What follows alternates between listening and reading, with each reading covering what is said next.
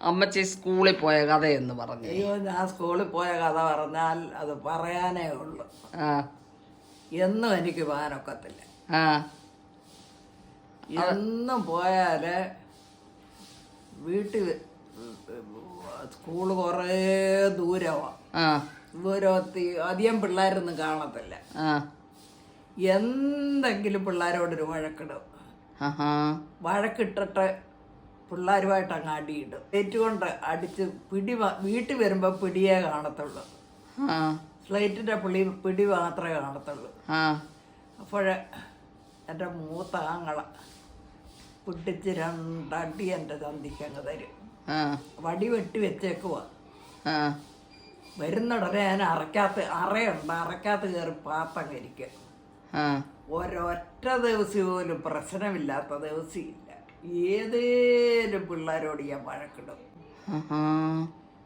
വാഴക്കൂട്ടത്തിനെല്ലാം ഞങ്ങളുടെ അവിടെ ഈ മലകളെല്ലാം തീ കത്തുന്നുണ്ട്. അത്രയില്ല, അത് കാണാൻ നല്ല രസമാണ്. മരത്തിൻ്റെ മണ്ടയിലൊക്കെ തീ കത്തുന്ന കാണാൻ നല്ല. ഞാൻ അതിനെന്താ ചെയ്യുമെന്നറിയാമോ? ഞങ്ങളുടെ ചിറ്റപ്പൻ്റെ വാഴയുണ്ട്, വാഴയ്ക്കങ്ങ് തീയിടും.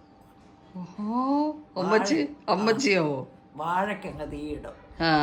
വാഴയ്ക്ക് തീയിട്ട് ഞാൻ ഓടി വന്ന് അറയ്ക്കകത്ത് കയറി കാത്തിരിക്കും. ഞാൻ ആ തീയിട്ടെന്ന് എല്ലാവർക്കും അറിയാം.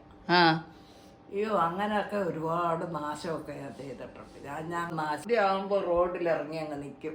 അവിടെങ്ങും വണ്ടിയും കാറും ഒന്നുമില്ല. എൻ്റെ ചെറുപ്പത്തിൽ വണ്ടിയില്ല, കാറില്ല, ഒന്നുമില്ല. ആകെപ്പാടെ ഒരു കാളവണ്ടി വരുന്ന കണ്ടപ്പോൾ എൻ്റെ ആങ്ങളയുടെ മോൻ പറയാ, ഒരു 2 കാളന്മാർ ഒരു വീട് വലിച്ചുകൊണ്ട് വരുന്നെന്ന്. അന്ന് കാളവണ്ടി ഒന്നും കണ്ടിട്ടേ ഇല്ല.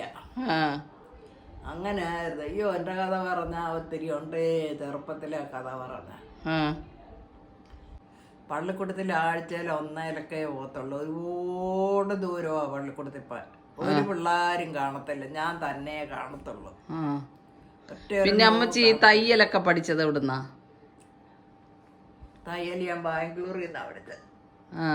ബാംഗ്ലൂരിൽ തന്റെ കൂടെ ബാംഗ്ലൂരിൽ പോയപ്പോൾ അവിടെ ഹിന്ദിക്കാർ തയ്ക്കുന്ന ആണ്ട് പഠിച്ച. എല്ലാം ചെയ്യാനുള്ള നല്ലൊരു കലയുണ്ട്. തയ്ക്കാനും എടുക്കാനും പൂക്കൾ തയ്ക്കാനും അങ്ങനെ. അതറിയത്തില്ലായിരുന്നു അമ്മച്ചിക്ക്? അറിയത്തില്ലായിരുന്നു. ബാംഗ്ലൂരിൽ ചെന്നാ അത് പഠിച്ച്. ബാംഗ്ലൂർ ഹിന്ദിക്കാർ പഠിക്കുന്ന കണ്ടോട്ട്, അവർ തയ്ക്കുന്ന കണ്ടോട്ട് ഞാനും ചെന്നിട്ട് തയ്ക്കും. അങ്ങനെ അവിടെ വെച്ചാണ്. പിന്നെ എല്ലാം എളുപ്പം എനിക്ക് മനസ്സിലാവും. അങ്ങനെ ഒരു കാര്യം ഉണ്ടായിരുന്നു. അല്ലാതെ പഠിക്കാനുള്ള എന്ന് പറഞ്ഞാൽ പഠിക്കാനൊക്കത്തില്ല. ഒരു രാജ്യത്തു നിന്ന് ഒരു രാജ്യത്ത് പോകണം. ഒടുവിൽ വന്നപ്പോൾ ഞാൻ തന്നെ ഉള്ളു, ഒറ്റയ്ക്കേ ഉള്ളു. ഒറ്റയ്ക്കൊരു പെണ്ണൊക്കെയെന്ന് പറഞ്ഞാൽ അന്നൊക്കെ എതിലേ പെൺപിള്ളേർ പോയാലും ഒരു കുഴപ്പമില്ല. ഏത് രാജ്യത്തൂടെ പോയാലും കുഴപ്പമില്ല. രാവിലെ പോയാൽ വൈകിട്ടേ കയറി വരത്തുള്ളൂ. 7 മണിയാകുമ്പം വീട്ടിൽ വരത്തുള്ളൂ, സ്കൂളിൽ പോയി വെച്ച്. പക്ഷെ അന്ന് എതിലെ നടന്നാലും ഒരു കുഴപ്പമില്ല, ഒരു പ്രശ്നവും ഇല്ല. രാത്രിയിൽ കൂടെ നടന്നാലും പ്രശ്നമില്ല. ഞാനങ്ങനെ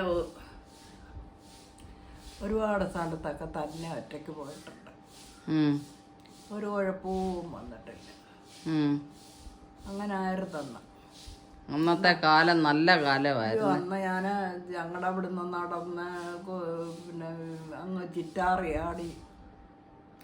ചിറ്റാറ്റിൽ നിന്ന് അങ്ങ് തന്നെ ഞാൻ ചെറുപ്പത്തിലാണ്.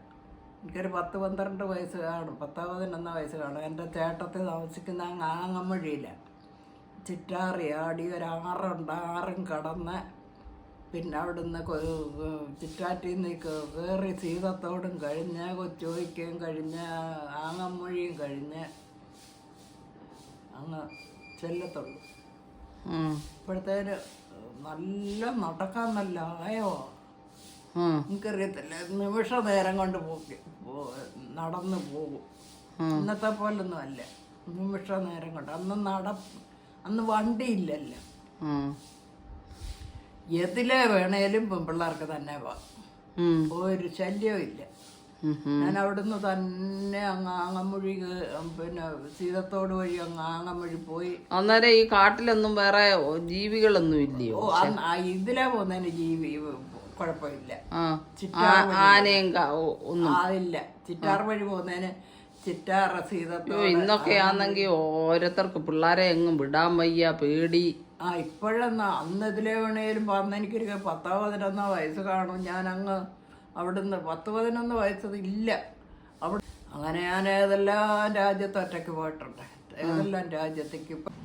ശരി, എന്നാ അമ്മച്ചിയുടെ കഥകൾ ഇനി അടുത്ത കഥ പിന്നെ ഒരു ദിവസം പറയാം. ശരി.